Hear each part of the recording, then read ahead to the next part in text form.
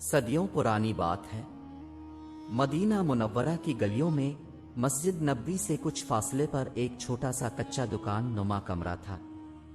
دکان کے سامنے دو خستہ حال لکڑی کے پائے جن پر پرانا کپڑا تان کر سایہ کیا گیا تھا۔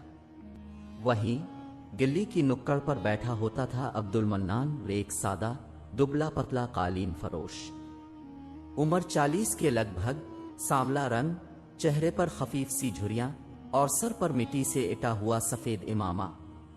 عبد المنان کی دکان میں نہ رنگینیاں تھیں، نہ دل لبھانے والے شور، صرف خاموشی اور دھاگوں کی مہک۔ وہ خود اپنے ہاتھ سے قالین بنتا، اکثر صبح فجر کے بعد کام شروع کرتا اور سورج غروب ہونے تک تسبیح پڑھتا اور کام کرتا رہتا۔ اس کے قالین سادہ ہوتے مگر ان میں محنت اور خلوص کا رنگ ہوتا۔ جب کوئی گاہک پوچھتا، عبد المنان، تم مشینوں سے قالین کیوں نہیں منگواتے؟ تمہیں منافع نہیں ہوتا؟ تو وہ ہلکی مسکراہٹ کے ساتھ جواب دیتا، میں قالین نہیں بیچتا، رزق تلاش کرتا ہوں۔ جو میرے رب نے میرے لیے لکھا ہے وہ میرے ہاتھ ضرور پہنچے گا۔ اس کے پڑوس کی دکانوں میں گہما گہمی تھی، شور، نرخ، سودے بازی، مگر عبد المنان کی دکان اکثر خاموش رہتی۔ کئی بار تو دن بھر ایک بھی گاہک نہ آتا مگر وہ اپنا کام کرتا رہتا۔ ایک دن پڑوس کے تاجر نے مذاق اڑاتے ہوئے کہا، عبد المنان، رزق صرف بھروسے سے نہیں آتا، کچھ عقل بھی استعمال کرو۔ عبد المنان نے نرمی سے کہا، جس نے مجھے عقل دی ہے وہی میرے رزق کا مالک ہے۔ پھر وہی اپنی جھکی ہوئی آنکھوں سے قالین کے دھاگے میں رنگ بھرتا رہا، جیسے اس کی امید کا ہر رنگ رب کی طرف سے ہو۔ کئی دن گزر گئے، عبد المنان حسن معمول اپنے قالین باندھ رہا تھا۔ اس دن شام کے قریب ایک اجنبی تاجر مدینے آیا۔ لمبا قد، فاخرہ لباس اور لہجے میں بغداد کی جھلک تھی۔ وہ دکانوں کا جائزہ لیتے ہوئے عبد المنان کی سادہ سی دکان کے سامنے رکا، کچھ لمحے قالینوں کو غور سے دیکھتا رہا، پھر بول اٹھا، سبحان اللہ، یہ ہاتھ سے بنے ہیں۔ عبد المنان نے سر الفاٹ الف مسکرا کر کہا، جی ہاں، اپنے ہاتھوں سے بناتا ہوں۔ تاجر نے قالینوں کو چھوا، پھر تھوڑا جھک کر نیچے بیٹھا اور بغور ان کی باریک کاریگری دیکھی۔ وہ متاثر نظر آیا، بولا، میں بغداد کے بڑے بازار میں تاجر ہوں، وہاں ایسا کام کم دیکھنے کو ملتا ہے۔ تمہارا کام قیمتی ہے مگر یہاں مدینے کی چھوٹی گلی میں دب کر رہ گیا ہے۔ تمہیں بغداد جانا چاہیے، وہاں نہ صرف قدر ہوگی بلکہ اچھا نفع بھی۔ عبد المنان چند لمحے خاموش رہا، پھر ہلکے لہجے میں کہا، یقیناً بغداد بہت بڑا شہر ہے مگر میں کبھی مدینہ سے باہر نہیں گیا۔ تاجر نے کہا، رزق کے دروازے چل کر بھی کھٹکھٹانے پڑتے ہیں، تمہاری محنت کے قابل خریدار وہاں ہے۔ تاجر نے جاتے جاتے ایک مشورہ دیا، اگر دل میں کچھ حوصلہ ہو تو بغداد کا سفر کر لینا، وہاں تمہاری محنت کو عزت ملے گی۔ اس رات عبد المنان نے بہت دیر تک سجدے میں سر رکھا۔ دل میں ایک الجھن تھی اور سفر کا خوف، لیکن ساتھ ہی رب پر بھروسہ بھی۔ آخر کار دل سے یہی صدا آئی، اللہ اگر چاہے گا تو راستہ بنے گا۔ میں اپنی محنت کا سودا دنیا سے نہیں، اپنے رب سے کرتا ہوں۔ اگلی صبح وہ بیدار ہوا، دکان کے پردے سمیٹے، اپنا قالینوں سے بھرا بورا باندھا اور اپنی گدھی پر سوار ہو کر بغداد کے سفر پر روانہ ہو گیا۔ وہ سفر جس کا ہر قدم یقین اور صبر کا امتحان تھا۔ عبد المنان کی گدھی مدینے کی گلیوں سے گزرتی ہوئی شہر سے باہر نکلی تو فضا میں ایک اجنبی سی خاموشی چھا گئی۔ دائیں بائیں کھجور کے درخت، دور تک پھیلا ہوا ریت کا میدان، اور سامنے وہ راستہ جو بغداد کو جاتا تھا، لمبا، کٹھن اور نامعلوم۔ عبد المنان کے پاس زیادہ سامان نہیں تھا، چند قالین، سادہ کھجوریں، پانی کا مشکیزہ اور رب پر یقین۔ پہلا دن سخت گرمی میں گزرا، سورج کی تپش نے اس کے چہرے کو جھلسا دیا، मगर वो चलता रहा। दूसरे दिन वो एक छोटे काफिले के साथ मिला। कुछ मुसाफिर बगदाद जा रहे थे। इन्होंने अब्दुल मन्नान को काफिले में शामिल कर लिया। सफर थोड़ा आसान हुआ, लेकिन रात को सर्द हवाएं, नींद में खलल और थकन उसकी हिम्मत का इम्तिहान लेने लगे। एक रात वो एक कारवां सराय में रुका। सब थके हुए थे। अब्दुल मन्नान ने अपने कालीनों में से एक निकाला और फर्श पर बिछाकर उस पर बैठ गया। इतने में एक बूढ़ा मुसाफिर आया, कपड़े फटे हुए, चेहरा थकन से झुका हुआ। अब्दुल मन्नान ने वो कालीन उसके आगे सिरका दिया और कहा, आ जाइए, ये थोड़ा सा सुकून का है। बूढ़े ने शुक्रिया अदा किया और जमीन पर बैठ गया। उसने अब्दुल मन्नान से पूछा, तुम कहां जा रहे हो? अब्दुल मन्नान ने जवाब दिया, अपना रिस्क तलाश करने, बगदाद। बूढ़ा मुस्कुराया, इसकी आंखों में रोशनी सी चमकी। याद रखो, जो रिस्क सिर्फ मेहनत से नहीं, नियत से आता है। अल्लाह रास्ते में मिलने वाले हर शख्स के जरिए तुम्हें आजमाता है। अब्दुल मन्नान खामोशी से सर हिलाता रहा और दिल ही दिल में अल्लाह से दुआ की, आ अल्लाह, मेरे कदम हिदायत पर रखना और मेरा दिल कभी नाशुक्री की तरफ ना ले जाना। सफर जारी रहा, मगर अब्दुल मन्नान की आंखों में अब सिर्फ बगदाद का बाजार नहीं, बल्कि रब की रजा भी झलकने लगी थी। हफ्तों के सफर के बाद अब्दुल मन्नान आखिरकार बगदाद की सरजमीन पर पहुंचा। सूरज की तेज रोशनी में शहर के बुलंद व बाला मीनार, पकी गलियां और मसरूफ बाजार उसके लिए किसी ख्वाब से कम न थे। यमन की मिटीली हवाओं से निकलकर अब वो एक ऐसे शहर में आ गया था जहां हर तरफ गहमा गहमी थी। गधी की नाल बगदाद के पथरीले रास्तों पर टुक टुक करती गलियों से गुजरती रही। अब्दुल मन्नान के कालीन पीठ पर बंधे थे और चेहरे पर थकन के साथ उम्मीद भी थी।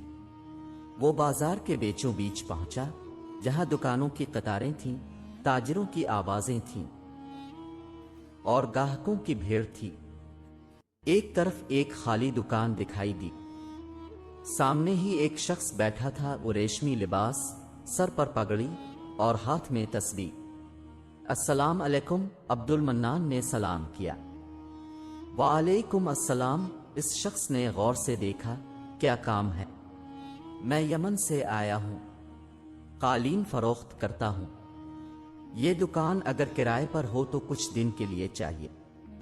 इस शख्स ने कहा, यह दुकान मेरी है, किराया 1400 अशरफियां माहाना है।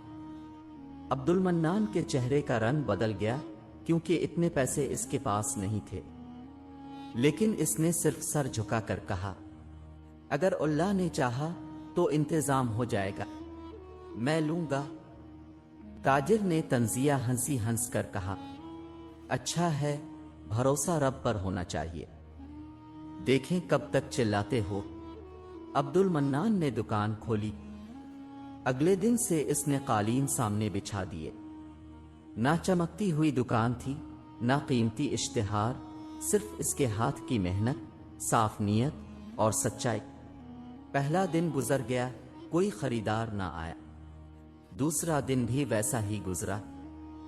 लेकिन तीसरे दिन एक बूढ़ा शख्स दुकान पर आया, कालीनों को हाथ लगाया, कुछ देर बैठा और फिर पूछा, ये खुद बनाए हैं?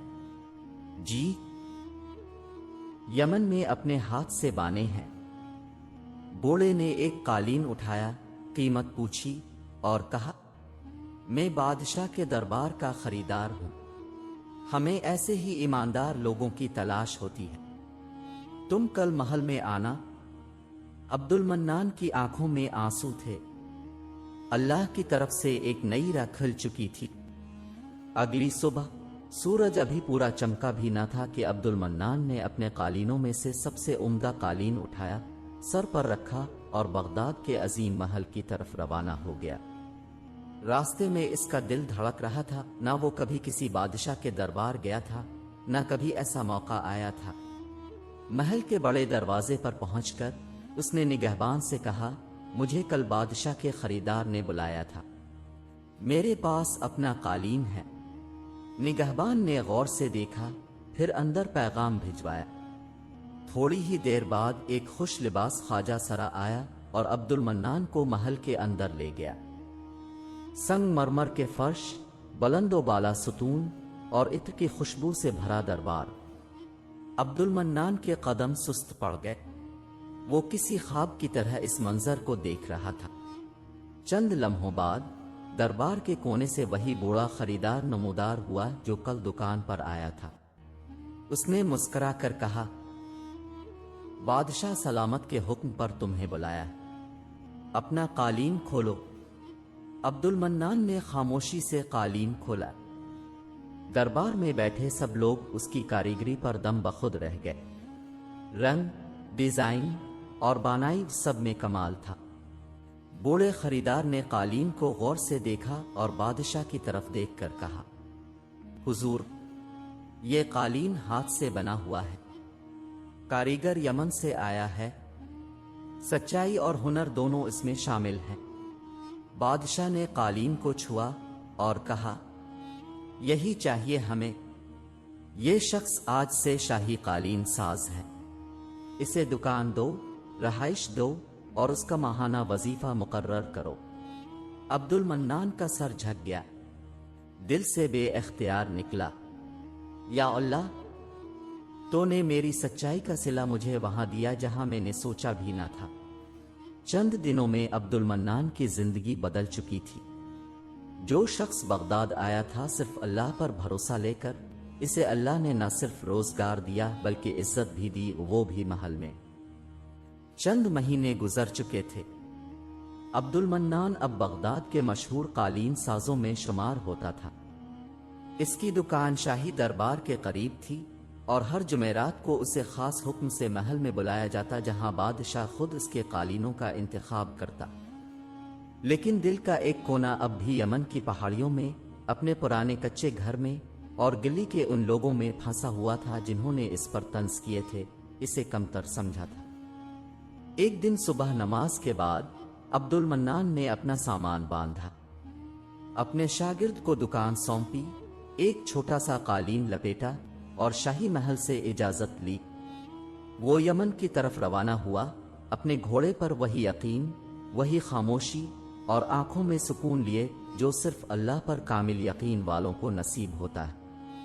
यमन पहुंचकर वो सीधा उसी गली में आया जहां वो कभी रहा करता था। सब लोग इसे हैरत से देखने लगे।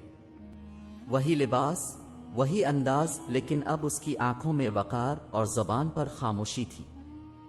कोने पर बैठा वही ताजिर जो कभी इसे हकीर जानता था, इसे पहचान ना सका।